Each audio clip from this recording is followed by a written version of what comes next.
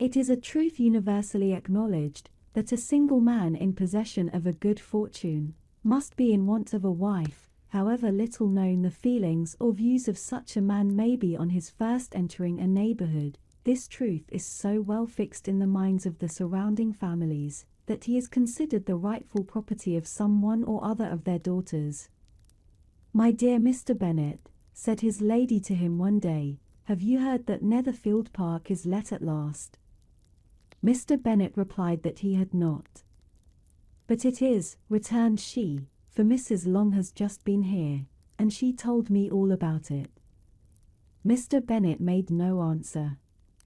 "Do you not want to know who has taken it?" cried his wife impatiently. "You want to tell me, and I have no objection to hearing it." This was invitation enough. "Why, my dear, you must know. Mrs. Long says that Netherfield is taken by a young man of large fortune from the north of England, that he came down on Monday in a chaise and four-tozy the place, and was so much delighted with it, that he agreed with Mr. Morris immediately, that he is to take possession before Michaelmas, and some of his servants are to be in the house by the end of next week. What is his name? Bingley. Is he married or single? Oh, single, my dear, to be sure. A single man of large fortune, 4 or 5,000 a year. What a fine thing for our girls! How so? How can it affect them? My dear Mr. Bennet, replied his wife, how can you be so tiresome? You must know that I am thinking of his marrying one of them. Is that his design in settling here? Design? Nonsense, how can you talk so? But it is very likely that he may fall in love with one of them, and therefore you must visit him as soon as he comes. I see no occasion for that. You and the girls may go, or you may send them by themselves, which perhaps will be still better, for as you are as handsome as any of them, Mr. Bingley may like you the best of the party. My dear, you flatter me. I certainly have had my share of beauty, but I do not pretend to be anything extraordinary now. When a woman has 5 grown-up daughters, she ought to give over thinking of her own beauty. In such cases, a woman has not often much beauty to think of. But, my dear, you must indeed go and see Mr. Bingley when he comes into the neighborhood. It is more than I engage for, I assure you. But consider your daughters. Only think what an establishment it would be for one of them. Sir William and Lady Lucas are determined to go, merely on that account, for in general, you know, they visit no newcomers. Indeed you must go, for it will be impossible for us to visit him if you do not. You are over-scrupulous, surely. I dare say Mr. Bingley will be very glad to see you, and I will send a few lines by you to show him of my hearty consent to his marrying whichever he chooses of the girls, though I must throw in a good word for me little Lizzie. I desire you will do no such thing. Lizzie is not a bit better than the others, and I am sure she is not half so handsome as Jane, nor half so good-humoured as Lydia. But you are always giving her the preference. They have none of them much to recommend them, replied he. They are all silly and ignorant like other girls, but Lizzie has something more of quickness than her sisters. Mr. Bennet, how can you abuse your own children in such a way? You take delight in vexing me. You have no compassion for my poor nerves. You mistake me, my dear. I have a high respect for your nerves. They are my old friends. I have heard you mention them with consideration these last 20 years at least. Ah, you do not know what I suffer. But I hope you will get over it, and live to see many young men of 4,000 a year come into the neighborhood. It will be no use to us, if 20 such should come, since you will not visit them. Depend upon it, my dear, that when there are 20, I will visit them all. Mr. Bennet was so odd a mixture of quick parts, sarcastic humour, reserve, and caprice, that the experience of 23 years had been insufficient to make his wife understand his character. Her mind was less difficult to develop. She was a woman of mean understanding, little information, and uncertain temper. When she was discontented, she fancied herself nervous. The business of her life was to get her daughters married. Its solace was visiting and news. Mr. Bennet was among the earliest of those who waited on Mr. Bingley. He had always intended to visit him, though to the last always assuring his wife that he should not go. Until the evening after the visit was paid she had no knowledge of it. It was then disclosed in the following manner. Observing his second daughter employed in trimming a hat, he suddenly addressed her with, "I hope Mr. Bingley will like it, Lizzie." "We are not in a way to know what Mr. Bingley likes," said her mother resentfully, "since we are not to visit." "But you forget, Mamma," said Elizabeth, "that we shall meet him at the assemblies, and that Mrs. Long promised to introduce him." "I do not believe Mrs. Long will do any such thing. She has 2 nieces of her own. She is a selfish, hypocritical woman, and I have no opinion of her." "No more have I," said Mr. Bennet, "and I am glad to find that you do not depend on her serving you." Mrs. Bennet deigned not to make any reply, but, unable to contain herself, began scolding one of her daughters.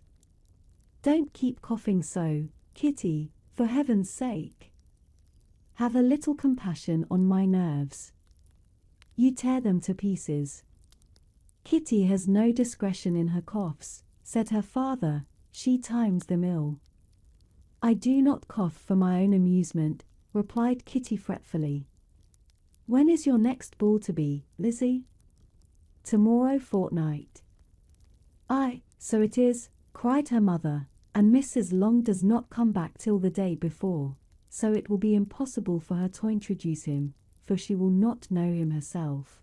"Then, my dear, you may have the advantage of your friend, and introduce Mr. Bingley to her." "Impossible, Mr. Bennet, impossible, when I am not acquainted with him myself.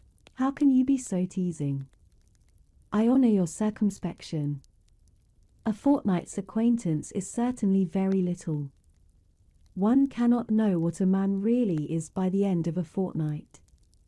But if we do not venture somebody else will, and after all, Mrs. Long and her daughters must stand their chance, and, therefore, as she will think it an act of kindness, if you decline the office, I will take it on myself." The girls stared at their father. Mrs. Bennet said only, "Nonsense, nonsense." "What can be the meaning of that emphatic exclamation?" cried he. "Do you consider the forms of introduction, and the stress that is laid on them, as nonsense?" "I cannot quite agree with you there. What say you, Mary? For you are a young lady of deep reflection, I know, and read great books and make extracts." Mary wished to say something sensible, but knew not how. While Mary is adjusting her ideas, he continued, "Let us return to Mr. Bingley." "I am sick of Mr. Bingley," cried his wife. "I am sorry to hear that, but why did not you tell me that before? If I had known as much this morning I certainly would not have called on him. It is very unlucky, but as I have actually paid the visit, we cannot escape the acquaintance now." The astonishment of the ladies was just what he wished, that of Mrs. Bennet perhaps surpassing the rest, though, when the first tumult of joy was over, she began to declare that it was what she had expected all the while. "How good it was in you, my dear Mr. Bennet! But I knew I should persuade you at last. I was sure you loved your girls too well to neglect such an acquaintance. Well, how pleased I am!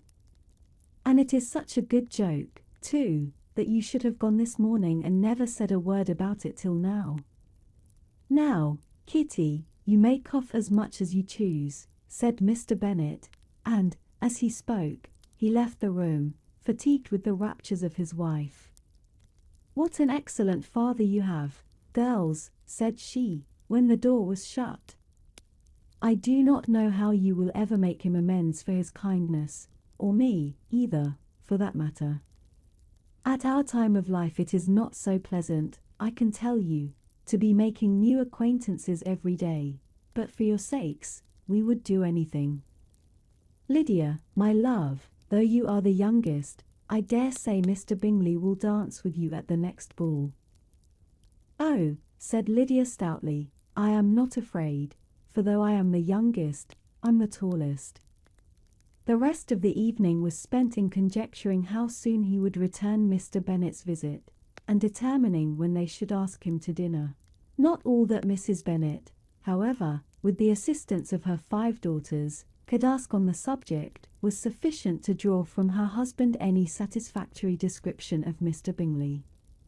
They attacked him in various ways with barefaced questions, ingenious suppositions, and distant surmises, but he eluded the skill of them all, and they were at last obliged to accept the second-hand intelligence of their neighbour, Lady Lucas.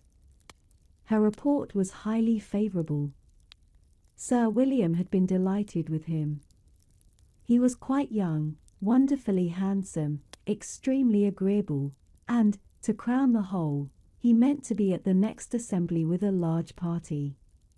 Nothing could be more delightful. To be fond of dancing was a certain step towards falling in love, and very lively hopes of Mr. Bingley's heart were entertained. "If I can but see one of my daughters happily settled at Netherfield," said Mrs. Bennet to her husband, "and all the others equally well married, I shall have nothing to wish for." In a few days Mr. Bingley returned Mr. Bennet's visit, and sat about 10 minutes with him in his library. He had entertained hopes of being admitted to a sight of the young ladies, of whose beauty he had heard much, but he saw only the father. The ladies were somewhat more fortunate, for they had the advantage of ascertaining from an upper window that he wore a blue coat, and rode a black horse. An invitation to dinner was soon afterwards dispatched, and already had Mrs. Bennet planned the courses that were to do credit to her housekeeping, when an answer arrived which deferred it all. Mr. Bingley was obliged to be in town the following day, and, consequently, unable to accept the honour of their invitation, etc. Mrs. Bennet was quite disconcerted. She could not imagine what business he could have in town so soon after his arrival in Hertfordshire, and she began to fear that he might be always flying about from one place to another, and never settled at Netherfield as he ought to be. Lady Lucas quieted her fears a little by starting the idea of his being gone to London only to get a large party for the ball, and a report soon followed that Mr. Bingley was to bring 12 ladies and 7 gentlemen with him to the assembly. The girls grieved over such a number of ladies, but were comforted the day before the ball by hearing that instead of 12 he brought only 6 with him from London, his 5 sisters and a cousin. And when the party entered the assembly room it consisted of only 5 altogether: Mr. Bingley, his 2 sisters, the husband of the eldest, and another young man. Mr. Bingley was good-looking and gentlemanlike. He had a pleasant countenance, and easy, unaffected manners. His sisters were fine women, with an air of decided fashion. His brother-in-law, Mr. Hurst, merely looked the gentleman, but his friend Mr. Darcy soon drew the attention of the room by his fine, tall person, handsome features, noble mien, and the report which was in general circulation within 5 minutes after his entrance, of his having 10,000 a year. The gentleman pronounced him to be a fine figure of a man.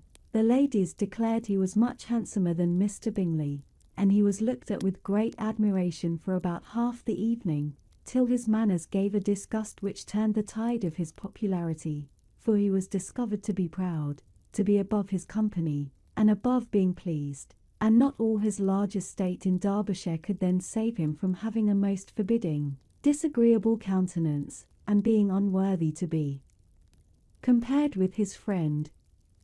Mr. Bingley had soon made himself acquainted with all the principal people in the room.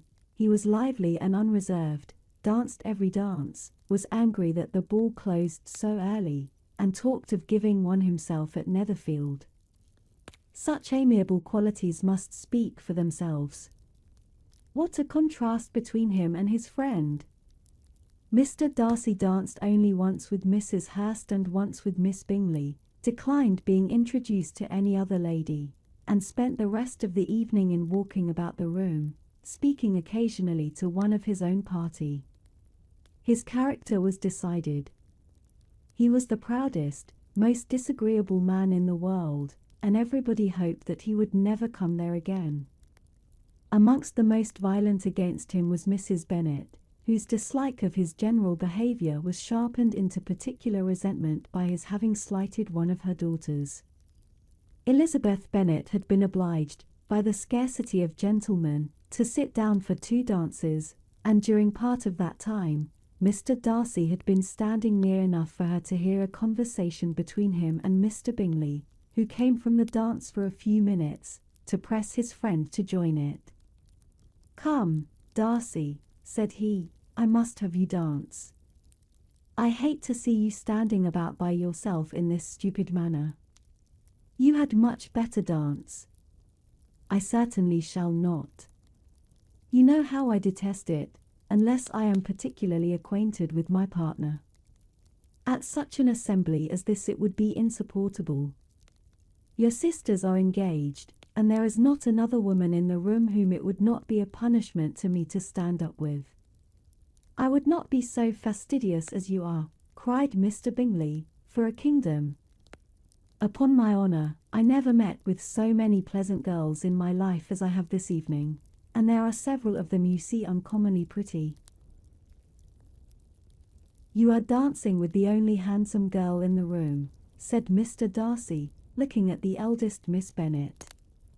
"Oh, she is the most beautiful creature I ever beheld.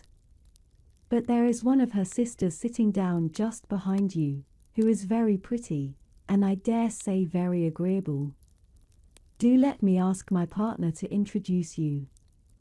"Which do you mean?" And turning round he looked for a moment at Elizabeth, till catching her eye, he withdrew his own and coldly said, "She is tolerable, but not handsome enough to tempt me. I am in no humour at present to give consequence to young ladies who are slighted by other men.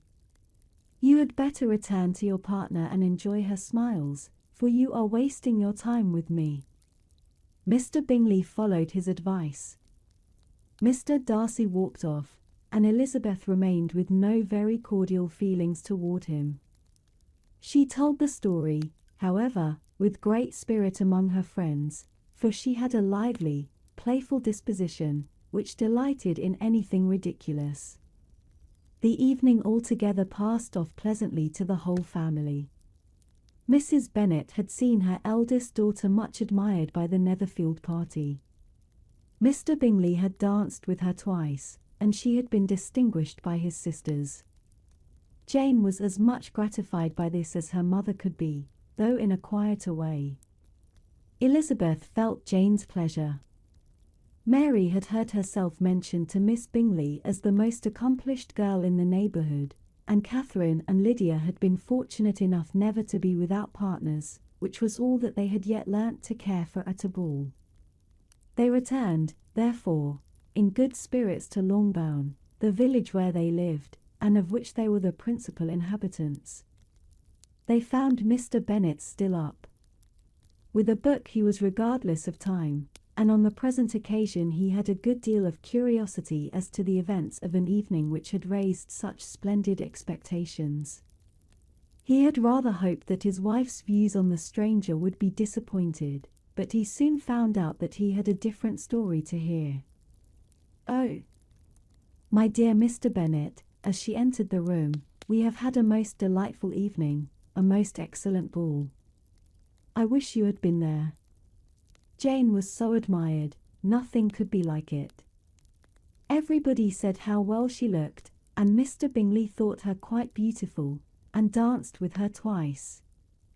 Only think of that, my dear, he actually danced with her twice.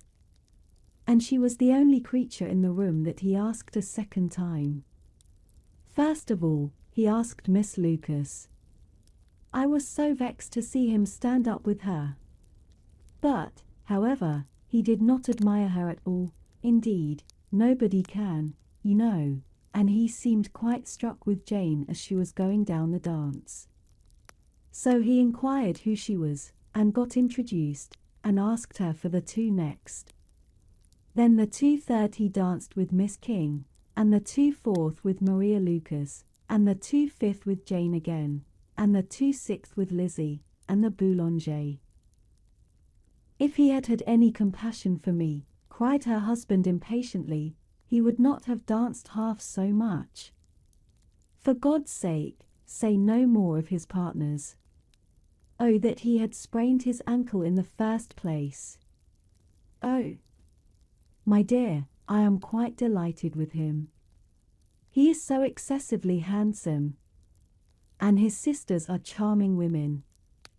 I never in my life saw anything more elegant than their dresses. I dare say the lace upon Mrs. Hurst's gown. Here she was interrupted again. Mr. Bennet protested against any description of finery. She was therefore obliged to seek another branch of the subject, and related, with much bitterness of spirit and some exaggeration, the shocking rudeness of Mr. Darcy. But I can assure you, she added, that Lizzie does not lose much by not suiting his fancy, for he is a most disagreeable, horrid man, not at all worth pleasing. So high and so conceited that there was no enduring him. He walked here, and he walked there, fancying himself so very great. Not handsome enough to dance with. I wish you had been there, my dear, to have given him one of your set-downs. I quite detest the man. When Jane and Elizabeth were alone, the former, who had been cautious in her praise of Mr. Bingley before, expressed to her sister just how very much she admired him. He is just what a young man ought to be, said she, sensible, good-humoured, lively, and I never saw such happy manners, so much ease, with such perfect good breeding. He is also handsome, replied Elizabeth, which a young man ought likewise to be, if he possibly can. His character is thereby complete. I was very much flattered by his asking me to dance a second time. I did not expect such a compliment. Did not you? I did for you. But that is one great difference between us. Compliments always take you by surprise, and me never. What could be more natural than his asking you again? He could not help seeing that you were about 5 times as pretty as every other woman in the room. No thanks to his gallantry for that. Well, he certainly is very agreeable, and I give you leave to like him. You have liked many a stupider person. Dear Lizzie. Oh, you are a great deal too apt, you know, to like people in general. You never see a fault in anybody. All the world are good and agreeable in your eyes. I never heard you speak ill of a human being in your life. I would not wish to be hasty in censuring anyone, but I always speak what I think. I know you do, and it is that which makes the wonder. With your good sense, to be so honestly blind to the follies and nonsense of others. Affectation of candour is common enough, one meets with it everywhere. But to be candid without ostentation or design to take the good of everybody's character and make it still better, and say nothing of the bad, belongs to you alone. And so you like this man's sisters, too, do you? Their manners are not equal to his. Certainly not at first. But they are very pleasing women when you converse with them. Miss Bingley is to live with her brother, and keep his house, and I am much mistaken if we shall not find a very charming neighbour in her.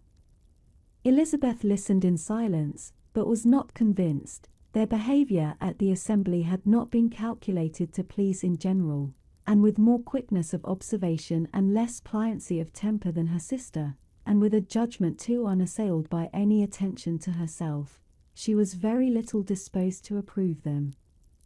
They were in fact very fine ladies, not deficient in good humour when they were pleased, nor in the power of making themselves agreeable when they chose it, but proud and conceited. They were rather handsome, had been educated in one of the first private seminaries in town, had a fortune of £20,000, were in the habit of spending more than they ought, and of associating with people of rank, and were therefore in every respect entitled to think well of themselves, and meanly of others. They were of a respectable family in the north of England, a circumstance more deeply impressed on their memories than that their brother's fortune and their own had been acquired by trade. Mr. Bingley inherited property to the amount of nearly £100,000 from his father, who had intended to purchase an estate, but did not live to do it. Mr. Bingley intended it likewise, and sometimes made choice of his county, but as he was now provided with a good house and the liberty of a manor, it was doubtful to many of those who best knew the easiness of his temper, whether he might not spend the remainder of his days at Netherfield, and leave the next generation to purchase. His sisters were anxious for his having an estate of his own, but, though he was now only established as a tenant, Miss Bingley was by no means unwilling to preside at his table, nor was Mrs. Hurst, who had married a man of more fashion than fortune, less disposed to consider his house as her home when it suited her. Mr. Bingley had not been of age 2 years, when he was tempted by an accidental recommendation to look at Netherfield House. He did look at it, and into it for half an hour, was pleased with the situation and the principal rooms, satisfied with what the owner said in its praise, and took it immediately. Between him and Darcy there was a very steady friendship, in spite of great opposition of character. Bingley was endeared to Darcy by the easiness, openness, and ductility of his temper, though no disposition could offer a greater contrast to his own, and though with his own he never appeared dissatisfied. On the strength of Darcy's regard, Bingley had the firmest reliance, and of his judgment the highest opinion. In understanding, Darcy was the superior. Bingley was by no means deficient, but Darcy was clever. He was at the same time haughty, reserved, and fastidious, and his manners, though well-bred, were not inviting. In that respect his friend had greatly the advantage. Bingley was sure of being liked wherever he appeared. Darcy was continually giving offence. The manner in which they spoke of the Meryton assembly was sufficiently characteristic. Bingley had never met with more pleasant people or prettier girls in his life. Everybody had been most kind and attentive to him. There had been no formality, no stiffness. He had soon felt acquainted with all the room, and, as to Miss Bennet, he could not conceive an angel more beautiful. Darcy, on the contrary, had seen a collection of people in whom there was little beauty and no fashion, for none of whom he had felt the smallest interest, and from none received either attention or pleasure. Miss Bennet he acknowledged to be pretty, but she smiled too much. Mrs. Hurst and her sister allowed it to be so, but still they admired her and liked her, and pronounced her to be a sweet girl, and one whom they would not object to know more of.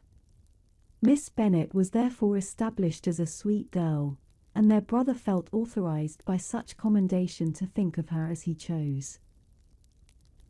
Within a short walk of Longbourn lived a family with whom the Bennets were particularly intimate.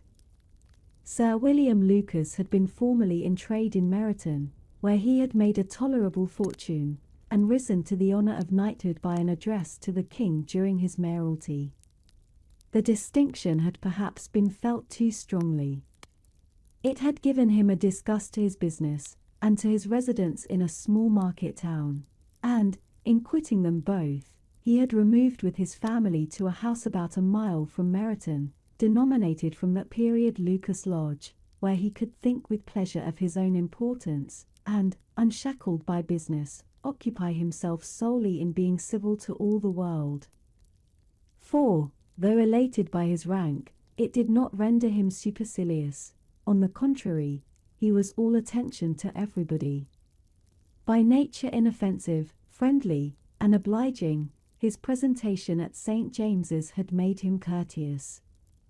Lady Lucas was a very good kind of woman, not too clever to be a valuable neighbour to Mrs. Bennet. They had several children. The eldest of them, a sensible, intelligent young woman, about 27, was Elizabeth's intimate friend. That the Miss Lucases and the Miss Bennets should meet to talk over a ball was absolutely necessary, and the morning after the assembly brought the former to Longbourn to hear and to communicate. "You began the evening well, Charlotte," said Mrs. Bennet with civil self-command to Miss Lucas. "You were Mr. Bingley's first choice." "Yes, but he seemed to like his second better." "Oh. You mean Jane, I suppose, because he danced with her twice." "To be sure, that did seem as if he admired her. Indeed, I rather believe he did." "I heard something about it, but I hardly know what something about Mr. Robinson." "Perhaps you mean what I overheard between him and Mr. Robinson. Did not I mention it to you? Mr. Robinson's asking him how he liked our Meryton assemblies, and whether he did not think there were a great many pretty women in the room, and which he thought the prettiest. And his answering immediately to the last question, 'Oh, the eldest Miss Bennet,' beyond a doubt, there cannot be two opinions on that point." "Upon my word."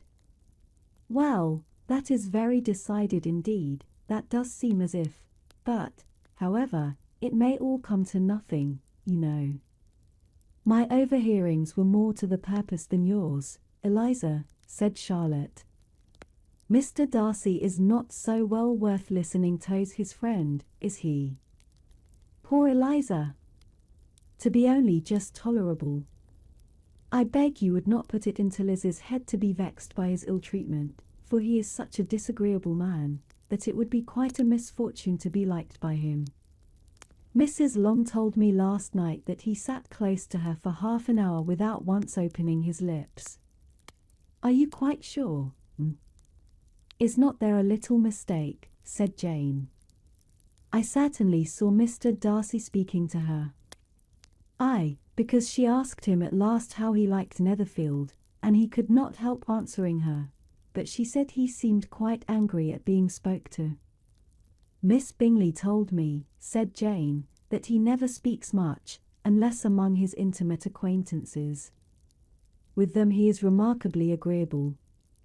"I do not believe a word of it, my dear. If he had been so very agreeable, he would have talked to Mrs. Long. But I can guess how it was. Everybody says that he is eat up with pride, and I dare say he had heard somehow that Mrs. Long does not keep a carriage, and had come to the ball in a hack chaise." "I do not mind his not talking to Mrs. Long," said Miss Lucas, "but I wish he had danced with Eliza." "Another time, Lizzie," said her mother, "I would not dance with him, if I were you. I believe, I may safely promise you never to dance with him." "His pride," said Miss Lucas, "does not offend me so much as pride often does, because there is an excuse for it. One cannot wonder that so very fine a young man, with family, fortune, everything in his favour, should think highly of himself. If I may so express it, he has a right to be proud." "That is very true," replied Elizabeth, "and I could easily forgive his pride, if he had not mortified mine." "Pride," observed Mary, who piqued herself upon the solidity of her reflections, "is a very common failing, I believe. By all that I have ever read, I am convinced that it is very common indeed, that human nature is particularly prone to it, and that there are very few of us who do not cherish a feeling of self-complacency on the score of some quality or other, real or imaginary. Vanity and pride are different things, though the words are often used synonymously. A person may be proud without being vain. Pride relates more to our opinion of ourselves, vanity to what we would have others think of us." "If I were as rich as Mr. Darcy," cried a young Lucas, who came with his sisters, "I should not care how proud I was. I would keep a pack of foxhounds, and drink a bottle of wine a day.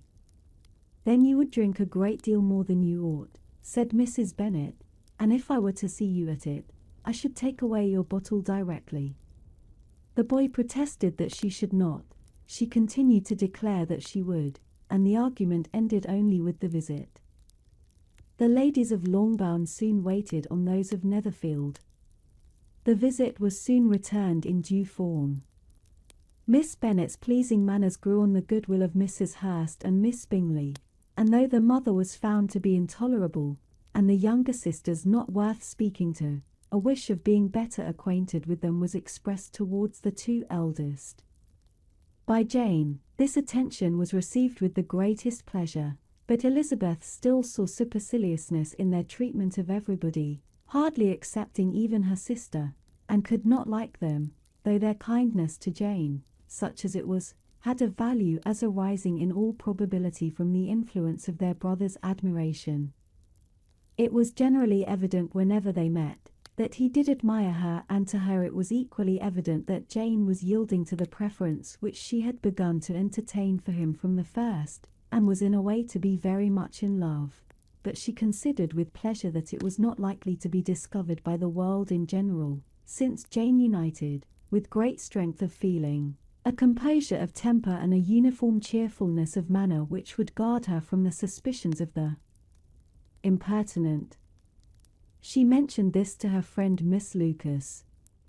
"It may perhaps be pleasant," replied Charlotte, "to be able to impose on the public in such a case, but it is sometimes a disadvantage to be so very guarded. If a woman conceals her affection with the same skill from the object of it, she may lose the opportunity of fixing him, and it will then be but poor consolation to believe the world equally in the dark. There is so much of gratitude or vanity in almost every attachment, that it is not safe to leave any to itself. We can all begin freely as like preference is natural enough, but there are very few of us who have heart enough to be really in love without encouragement. In 9 cases out of 10 a woman had better show more affection than she feels. Bingley likes your sister undoubtedly, but he may never do more than like her, if she does not help him on. But she does help him on, as much as her nature will allow. If I can perceive her regard for him, he must be a simpleton, indeed, not to discover it too.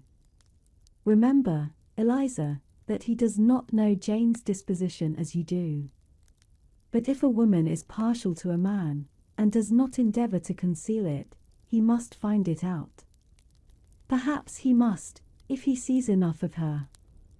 But, though Bingley and Jane meet tolerably often, it is never for many hours together, and, as they always see each other in large mixed parties, it is impossible that every moment should be employed in conversing together. Jane should therefore make the most of every half-hour in which she can command his attention. When she is secure of him, there will be more leisure for falling in love as much as she chooses. "Your plan is a good one," replied Elizabeth, "where nothing is in question but the desire of being well married, and if I were determined to get a rich husband, or any husband, I dare say I should adopt it. But these are not Jane's feelings, she is not acting by design. As yet, she cannot even be certain of the degree of her own regard nor of its reasonableness. She has known him only a fortnight. She danced 4 dances with him at Meryton. She saw him one morning at his own house, and has since dined with him in company 4 times. This is not quite enough to make her understand his character.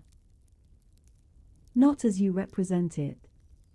Had she merely dined with him, she might only have discovered whether he had a good appetite, but you must remember that 4 evenings have also been spent together, and 4 evenings may do a great deal. Yes, these 4 evenings have enabled them to ascertain that they both like virtue better than commerce, but with respect to any other leading characteristic, I do not imagine that much has been unfolded. "Well," said Charlotte, "I wish Jane success with all my heart, and if she were married to him tomorrow, I should think she had as good a chance of happiness as if she were to be studying his character for a 12-month. Happiness in marriage is entirely a matter of chance. If the dispositions of the parties are ever so well known to each other or ever so similar beforehand, it does not advance their felicity in the least. They always continue to grow sufficiently unlike afterwards to have their share of vexation, and it is better to know as little as possible of the defects of the person with whom you are to pass your life. You make me laugh, Charlotte, but it is not sound. You know it is not sound, and that you would never act in this way yourself. Occupied in observing Mr. Bingley's attentions to her sister, Elizabeth was far from suspecting that she was herself becoming an object of some interest in the eyes of his friend. Mr. Darcy had at first scarcely allowed her to be pretty. He had looked at her without admiration at the ball, and when they next met, he looked at her only to criticize. But no sooner had he made it clear to himself and his friends that she hardly had a good feature in her face, than he began to find it was rendered uncommonly intelligent by the beautiful expression of her dark eyes. To this discovery succeeded some others equally mortifying.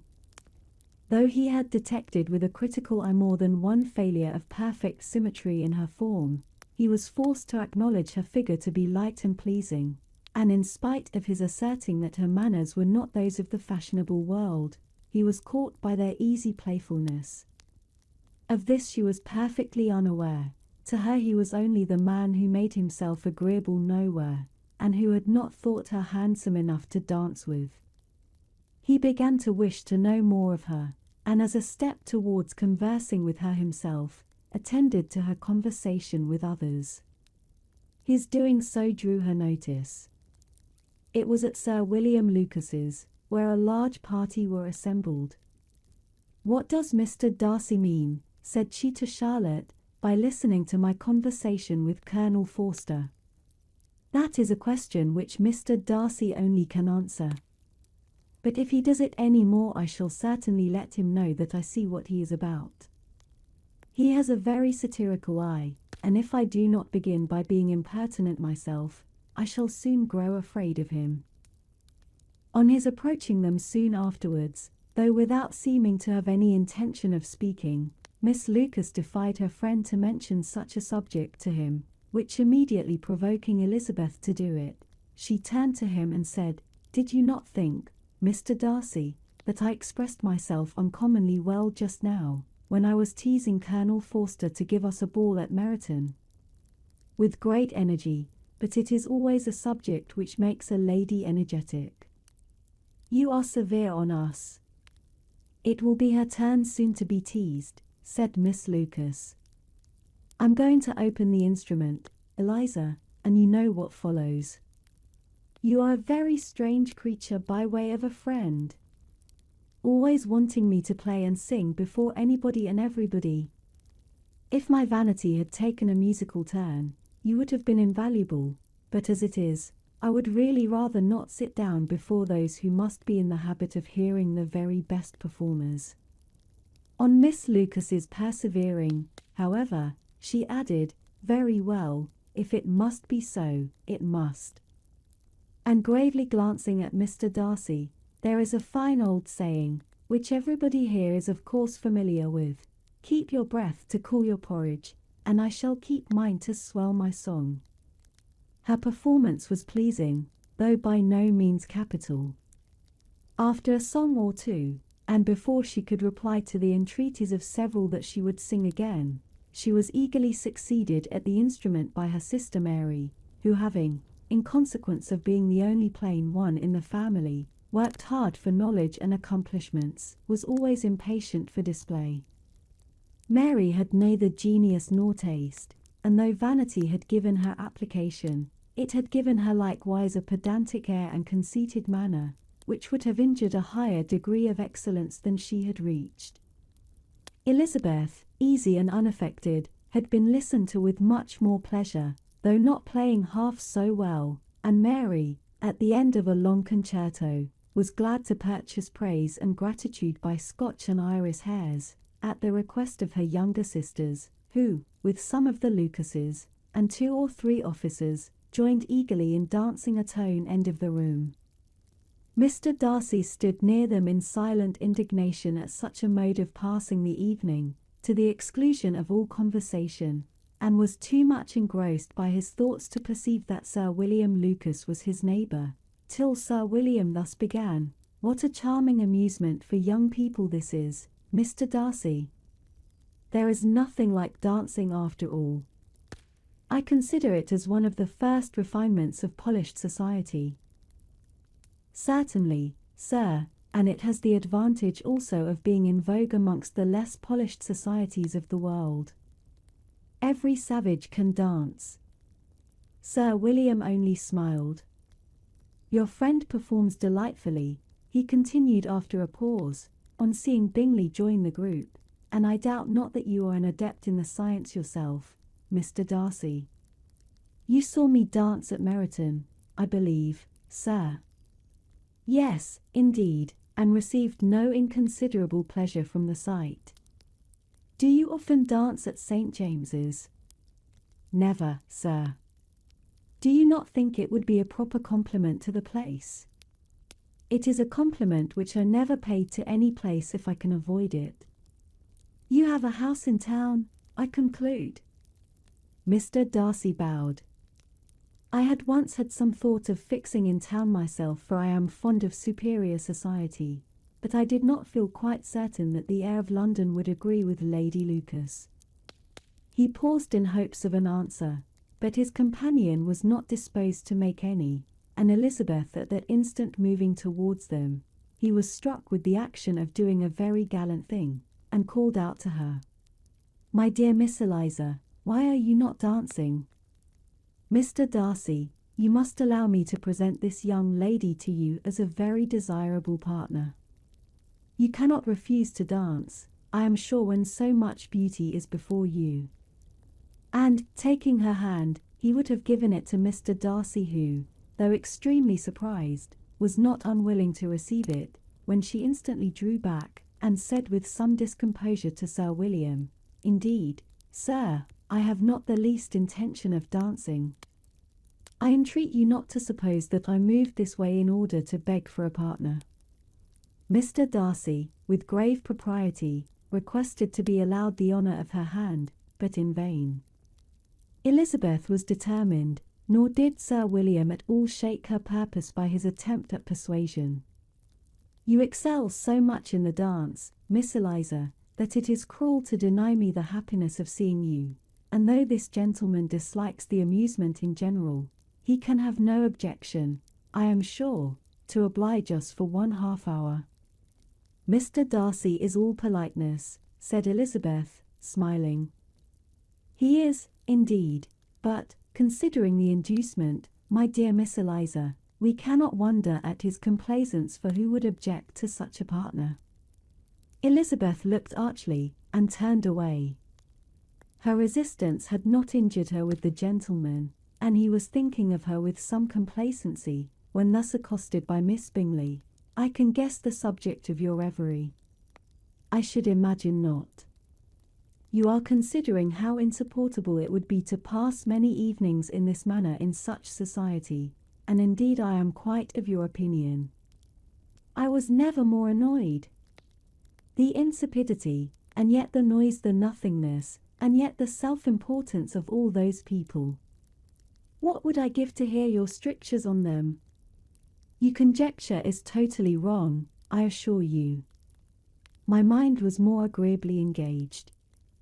I have been meditating on the very great pleasure which a pair of fine eyes in the face of a pretty woman can bestow. Miss Bingley immediately fixed her eyes on his face, and desired he would tell her what lady had the credit of inspiring such reflections. Mr. Darcy replied with great intrepidity: "Miss Elizabeth Bennet." "Miss Elizabeth Bennet," repeated Miss Bingley. "I am all astonishment. How long has she been such a favourite? And pray, when am I to wish you joy?" "That is exactly the question which I expected you to ask. A lady's imagination is very rapid, it jumps from admiration to love, from love to matrimony, in a moment. I knew you would be wishing me joy." "Nay, If you are serious about it, I shall consider the matter is absolutely settled. You will be having a charming mother-in-law, indeed, and, of course, she will always be at Pemberley with you." He listened to her with perfect indifference while she chose to entertain herself in this manner, and as his composure convinced her that all was safe, her wit flowed long.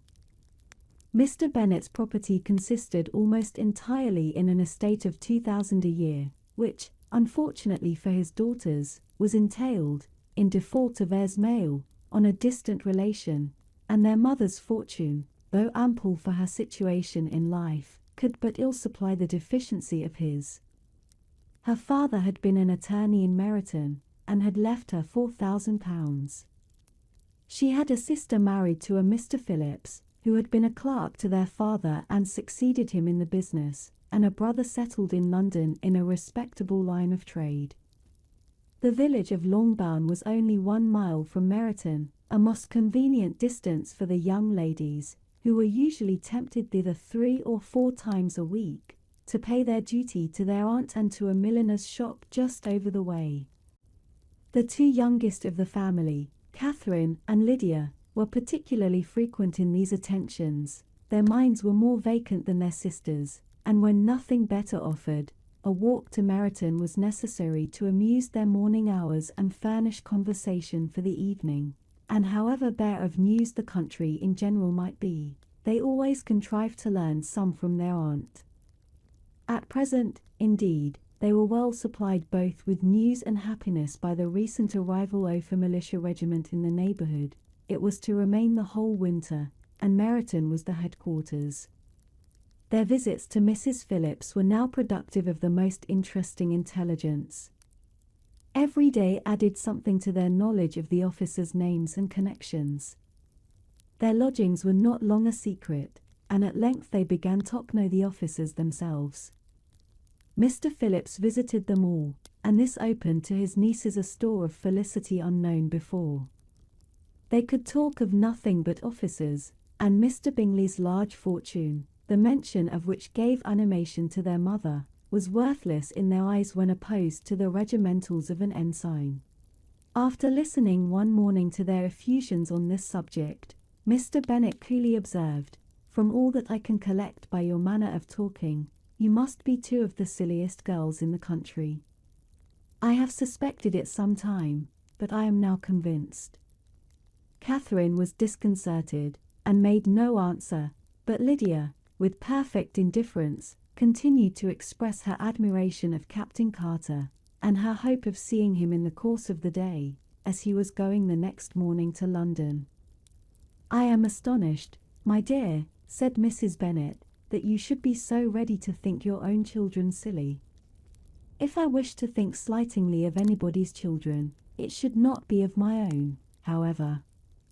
If my children are silly, I must hope to be always sensible of it. Yes, but as it happens, they are all of them very clever. This is the only point, I flatter myself, on which we do not agree. I had hoped that our sentiments coincided in every particular, but I must so far differ from you as to think our 2 youngest daughters uncommonly foolish. My dear Mr. Bennet, you must not expect such girls to have the sense of their father and mother. When they get to our age, I dare say they will not think about officers any more than we do. I remember the time when I liked to red coat myself very well, and, indeed, so I do still at my heart, and if a smart young colonel, with 5 or 6,000 a year, should want one of my girls, I shall not say nay to him, and I thought Colonel Forster looked very becoming the other night at Sir William's in his regimentals." "Mamma," cried Lydia, "my aunt says that Colonel Forster and Captain Carter do not go so often to Miss Watson's as they did when they first came. She sees them now very often standing in Clark's library." Mrs. Bennet was prevented replying by the entrance of the footman with a note for Miss Bennet. It came from Netherfield, and the servant waited for an answer. Mrs. Bennet's eyes sparkled with pleasure, and she was eagerly calling out, while her daughter read, "Well, Jane, who is it from? What is it about? What does he say?" Well, Jane, make haste and tell us, make haste, my love. It is from Miss Bingley, said Jane, and then read it aloud. My dear friend, if you are not so compassionate as to dine today with Louisa and me, we shall be in danger of hating each other for the rest of our lives, for a whole day's tete-a-tete between two women can never end without a quarrel. Come as soon as you can on receipt of this. My brother and the gentlemen are to dine with the officers. Yours ever, Caroline Bingley. With the officers, cried Lydia.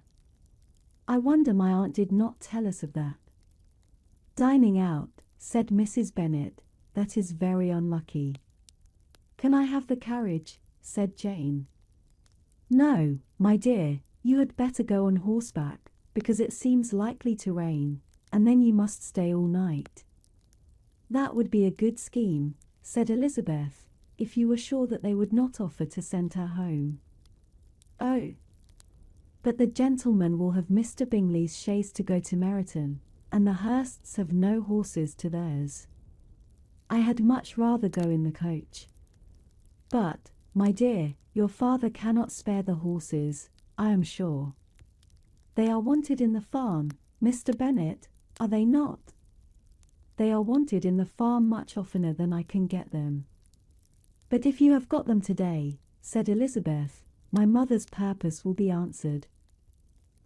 She did at last extort from her father an acknowledgment that the horses were engaged.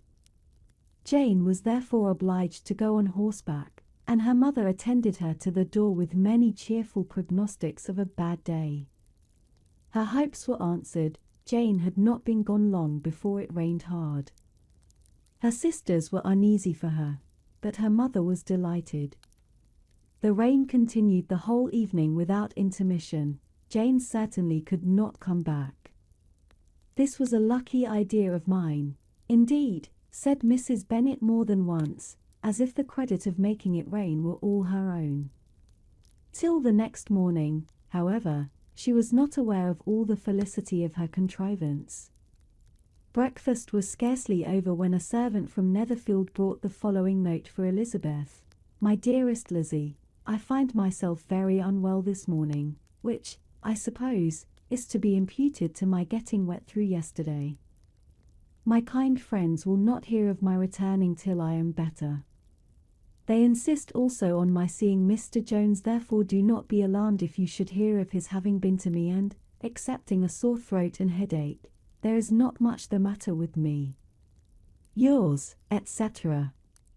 Well, my dear, said Mr. Bennet, when Elizabeth had read the note aloud, if your daughter should have a dangerous fit of illness, if she should die, it would be a comfort to know that it was all in pursuit of Mr. Bingley, and under your orders.